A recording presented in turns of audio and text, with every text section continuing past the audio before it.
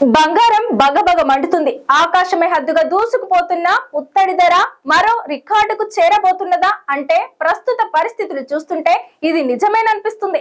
ఇప్పటికే 2025లో రికార్డు స్థాయిలో దూసుకుపోయిన గోల్డ్ ధర 2026లోనూ అదే ట్రెండ్ ను కొనసాగిస్తూ వస్తోంది. అంతర్జాతీయ మార్కెట్ లో అతి విలువైన లోహాల ధరలు భారీగా పుంజుకోవడంతో దేశీయంగా ధరలు హీటెక్కుతున్నాయి. ఇప్పటికే దేశవ్యాప్తంగా 10 గ్రాముల బంగారం ధర 1,41,000 రూపాయల స్థాయిలో కదలాడుతున్న ధర ఈ ఏడాది జూన్ నాటికి 2 లక్షల రూపాయలకు చేరుకునే అవకాశాలు మెండుగా ఉన్నాయని వ్యాపారవేత్తలు అంచనా వేస్తున్నారు.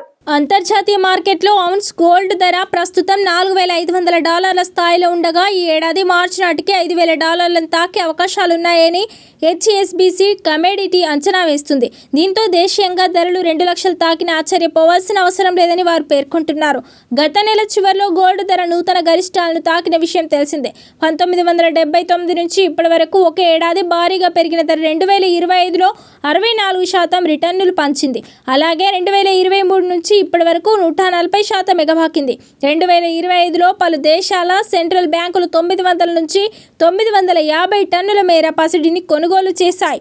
దీంతో గతేడాది గోల్డ్ డిమాండ్ 4,850 మెట్రిక్ టన్నులకు చేరుకుంది. 2011 తర్వాత ఒకే ఏడాది ఇంతటి స్థాయిలో డిమాండ్ నెలకొనడం ఇదే తొలిసారి. ప్రస్తుతం రికార్డు స్థాయిలో దూసుకుపోతున్న బంగారం ధరలు ఈ ఏడాది చివరిలో తిరోగమన బాట పట్టే అవకాశాలు కూడా లేకపోలేవని పలువురు విశ్లేషకులు అభిప్రాయపడుతున్నారు. పెరుగుట విరుగుటకేనని వారు అంటున్నారు. గడిచిన ఏడాది కాలంలో రికార్డుల మీద రికార్డులు బద్దలు కొడుతున్న గోల్డ్ ధర శాంతి ఇచ్చే అవకాశాలు కూడా ఉన్నాయని వారు పేర్కొంటున్నారు. రికార్డు స్థాయికి చేరుకున్న ధరల కారణంగా ఆభరణాల విక్రయ దుకాణాలు వెలవెలబోతున్నాయి. గత పండుగ సీజన్లో కొంతలో కొంత అమ్మకాలు జరిగినప్పటికీ ప్రస్తుతం కొనేవాడు కరువయ్యారని వారు వాపోతున్నారు. ఈ ధరలను చూసి సామాన్యులు ఇటువైపు రావడానికి జంకుతున్నారని వెల్లడించారు ఓ దుకాణదారుడు. రికార్డు స్థాయికి చేరుకున్న ధరల కారణంగా సామాన్యుడు వీటి స్థానంలో రోల్డ్ గోల్డ్ ఆభరణాలకు మొగ్గు చూపుతున్నారు. ఫంక్షన్ వచ్చినా పండుగ వచ్చినా వీటిని కొనుగోలు చేయడానికి ఆసక్తి చూపుతున్నారు. గడిచిన 6 నెలల్లో వీటి విక్రయాలు రికార్డు స్థాయిలో దూసుకుపోతున్నాయి. ప్రధానంగా ఆభరణాల విక్రయ సంస్థలే వీటిని అమ్మకానికి పెడుతున్నారు. అంటే మార్కెట్లో వీటి డిమాండ్ ఎలా ఉందో అర్థమవుతోంది.